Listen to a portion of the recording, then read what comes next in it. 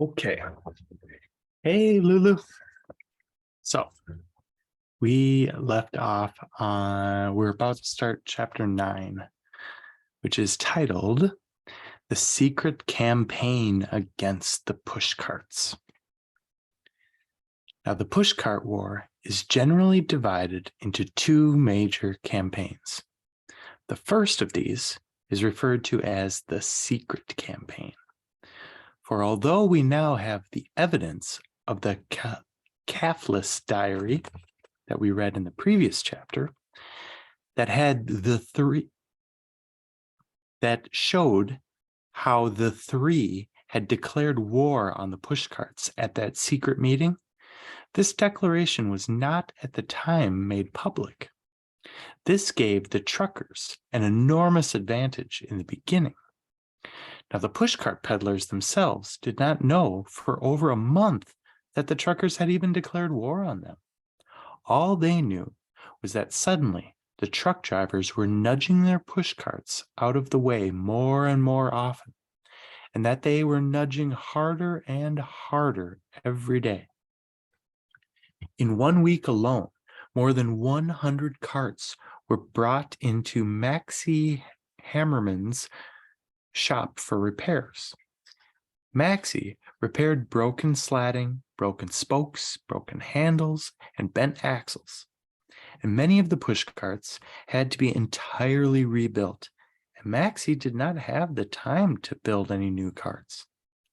Also, the number of serious accidents involving pushcarts increased, and several peddlers needed to be put in the hospital for treatment for broken legs and for crushed limbs. At first, the pushcart peddlers thought that all these troubles were simply a case of the already terrible traffic conditions just getting rapidly worse and worse. But then they began to hear puzzling remarks from people standing on street corners. Whenever someone complained about the traffic, there was always someone else right on hand to say, "I hear it's the pushcarts that are to blame." People always said, "I hear." People always said, "I hear," where they had heard, but where they had heard it from, nobody was quite sure. A great many of the rumors probably came from readers of a weekly newspaper called The Eyes and Ears of the Lower East Side. This paper was published as a community service by Lima, the Lower East Side Moving Association. The Eyes and Ears was given away for free at grocery stores to pass on to their customers. It was also sent for free to members of the city council and to several other important people. In the Eyes and the Ears, there was a regular column by a man who signed himself, quote, the community reporter.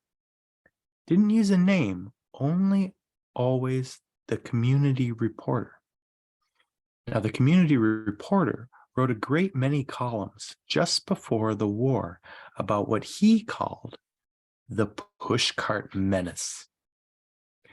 The community reporter reported that people wanted to get rid of the pushcarts in order to make the streets of the city safer and more attractive. He said that people were saying that the pushcarts were unsound and unsanitary. The community reporter went on to say, and was always telling the readers about what people wanted. Before he began writing about the pushcart menace, he wrote about trees. He used to say that people always wanted to get rid of the trees planted along the sidewalks of the city so that the streets could be wider and more attractive. He said that trees were unsanitary too, because leaves were always falling on the sidewalk. The community reporter said that people thought that the streets should be wider and more attractive. even if it meant getting rid of the sidewalks and some of the houses and the schools and the churches and even small candy stores. Many of these were unsound and unsanitary anyway. He said that people said. However, in the spring before the war, it was mainly the pushcarts that the community reporter wrote about. He made it sound as if pushcarts were even more unsound and even more unsanitary than trees and houses, schools and churches and candy stores. Now, it is uncertain how many people read the eyes and the ears. Some grocers said that they had trouble giving it away, as most of their customers did not mind a few leaves falling off the trees. But enough people did see the community reporter's column for one or more respectable daily papers to announce a series called Pushcarts. Are they a menace to our streets? In other newspapers. As a part of this series, a reporter interviewed Mo Mammoth. This was the day after a mama mammoth had upset 3 vegetable carts on Avenue C. That poor mama, said Big Mo.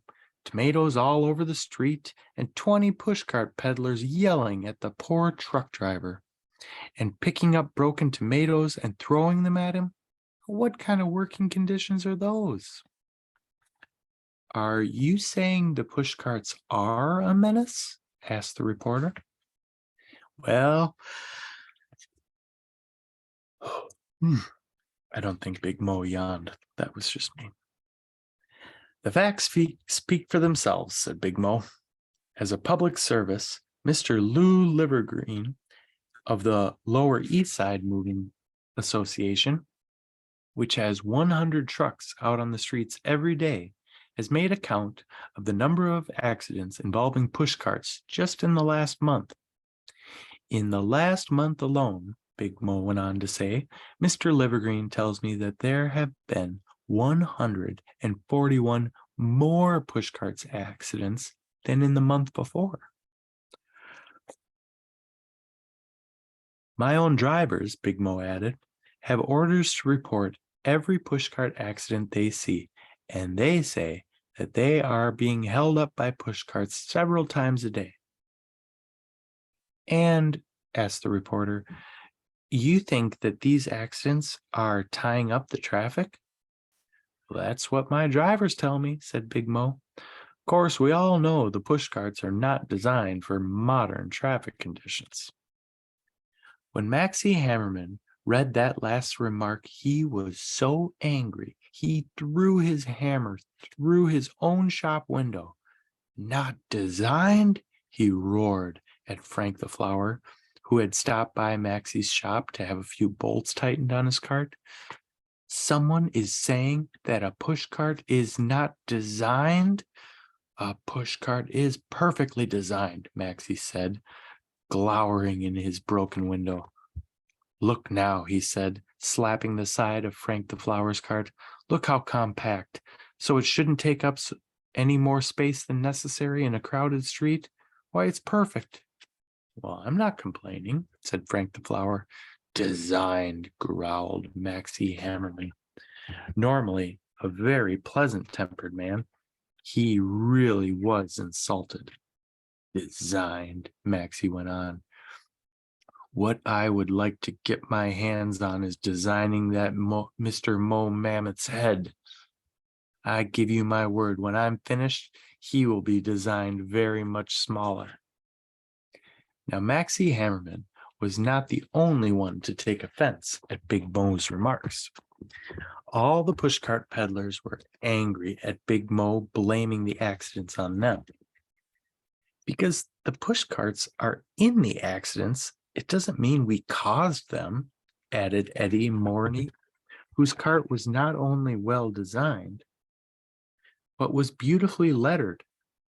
Coal and ice, home delivered. Eddie Morney had lettered circus carts and posters before he went into this business for himself. Since when did a pushcart ever hit a truck? Eddie demanded. Believe me, it'd give me pleasure, said Frank the Flower. What I don't like is unsanitary, added old Anna, who sold apples and pears of the best quality outside of the hospitals and museums. What is this unsanitary I'm hearing about? Old Anna demanded. My cart is as clean as a teacup I would drink from. How can I be unsanitary in front of hospitals? What do they even mean, unsanitary? Plastic bags, maybe? Said Frank the Flower. In the supermarkets, they put apples and pears in plastic bags. Maybe that's what they want? Plastic, said old Anna. So you can't examine the fruit? That is why they have the plastic bags, so nobody can see when they've got brown spots.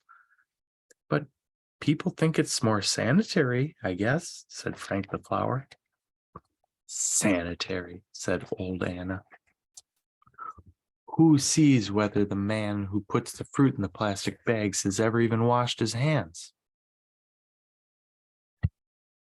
Every customer can see for himself that my hands are clean, said old Anna. You put apples in a plastic bag in the back room of a store, and then who knows?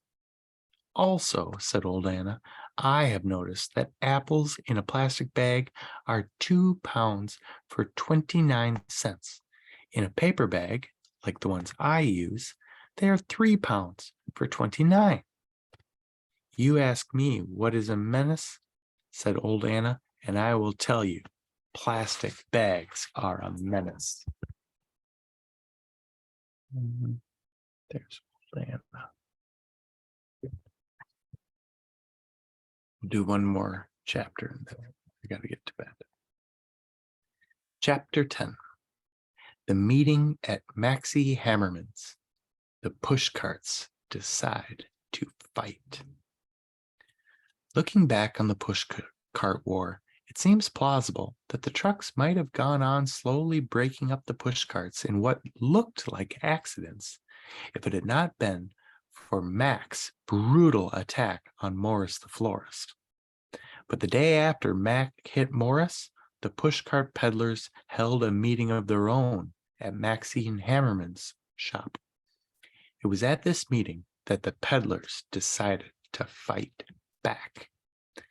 The meeting had been called to take up a collection to buy Morris the florist a new cart, and peddlers from all over the city were there.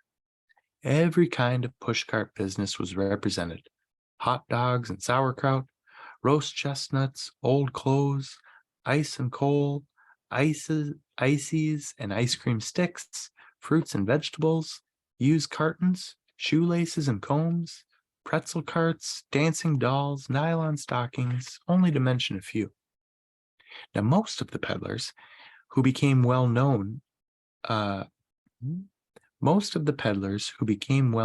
the public during the Pushcart War were all present at this meeting.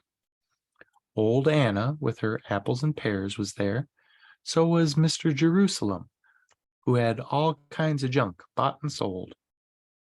Harry the hot dog, who had Harry's hots and homemade sauerkraut, was there, and also Carlos, cartons flattened and removed, was there. Eddie Moroney, the coal and ice home delivered salesman, was there, and Papa Peretz, who had pretzels 6 for 25 cents. Now Frank the Flower, of course, was there. He was the first to speak. It was Frank the Flower's idea to take up a collection to buy Morris a new cart.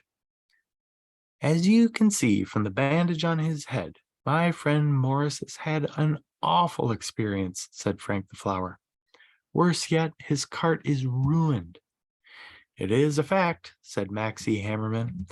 I could not put that cart together, not in 100 years. What I wish to point out, said Frank the Flower, is this. Today, it's Morris that they're putting out of business, but tomorrow it may be you or me. I think we should, every one of us, give up 10 cents or maybe 15, whatever we can afford, so that Morris can buy a new cart. Because if it happened to us, Morris would do the same. Believe me, I would, said Morris, but I pray it shouldn't happen to anyone else. Look, they're all coming together like a community. Mr. Jerusalem, who sold all kinds of junk bought sold, stood up. The 10 cents we will give, he said, or 15, no question. What I want to know is why they are breaking us up all of a sudden with all these accidents. Accidents indeed, said old Anna. Is it an accident that Morris the florist has had? Accidents on purpose. That is what I believe is happening. All right, on purpose, Mr. Jerusalem agreed. But why? He demanded. Well, they're telling everybody we're in the way, said Papa Peretz, who had pretzels, 6 for 25 cents. I heard it up on 14th Street. I heard it on 23rd. Even on Delancey Street, I hear it. Everywhere.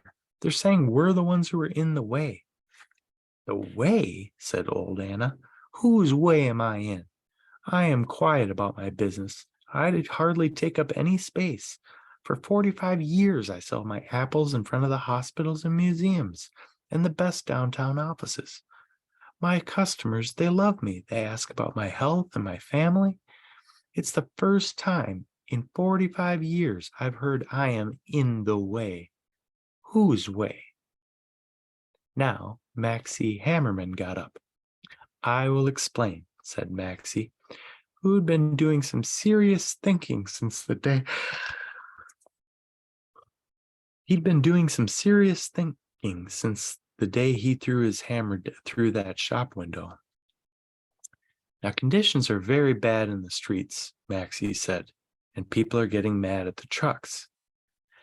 They should have got mad a long time ago, but everybody was scared. Who wants to argue with a truck?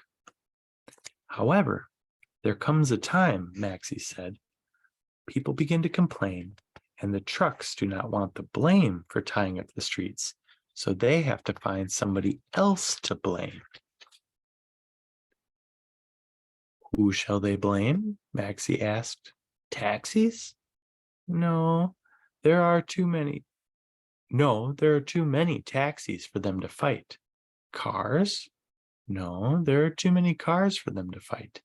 The trucks do not want to fight the cars and the taxis. That would make too many more people mad at them. But push carts? Well, how many are there?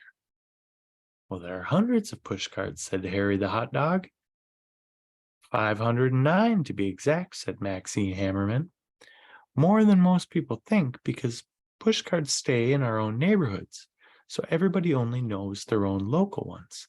They're not rushing all over the city making traffic worse. You stop a man in the street and ask him how many push carts has he seen today, and he will tell you 3, maybe 4. Even though there are 509 carts licensed to do business in this city. However, Maxie added, even 509 is a very small number when you compare it to the number of taxis or cars. I don't understand what you're getting at, said Papa Peretz. They could kill us all, and the traffic would still be terrible. Exactly. So then they will have to find somebody else to blame, and then somebody else to blame, said Maxie Hammerman. Motorcycles maybe, or grocery carts, such as the ladies take to the supermarket. And then people will see how silly it is. But by then, said old Anna, we'll all be dead. That is correct, said Maxie Hammerman. We will all be dead unless. Maxie picked up a hammer and held it as if he was about to strike something with a quick, hard blow. Unless what? Said Frank the Flower, seizing Maxie's arm in case he was about to throw the hammer against his window again. Unless we fight back, said Maxie Hammerman, pulling his arm free and whamming the hammer down on the table in front of him. I say the push carts have got to fight. Of course we've got to fight, said old Anna. But fight the trucks? Said Papa Peretz. How can the pushcarts fight the trucks? Well, maybe you'd rather be dead, said old Anna. And there's pictures of the city and the pushcarts.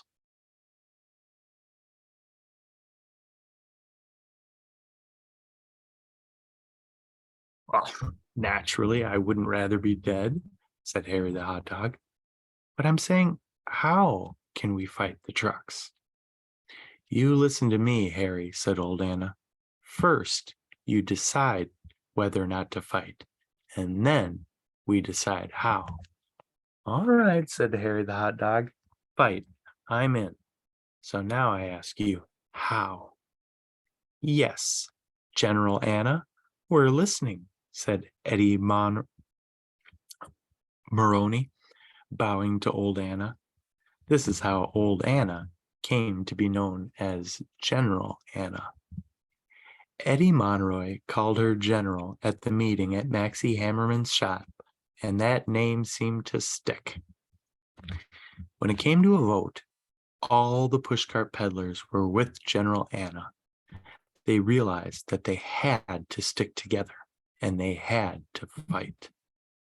But how, Harry the hot dog asked again. You want me to sell poison hot dogs to all the truck drivers, maybe? General Anna shook her head. It's okay by me. It's okay by me if you should poison the truck drivers, only you might end up giving the poison dogs mixed up with the regular, and then you'll be giving poison to a good customer. No. We need a secret weapon, said Papa Pretz, like a big bomb. For carrying around bombs, you'll get arrested, said General Anna. Now, to everyone's surprise, it was Carlos, who had the cartons flattened and removed, who had the best idea. Even though Carlos was very quiet and had never spoken in a meeting before. There's Carlos, who sells cardboard. Okay, that'll be it for now.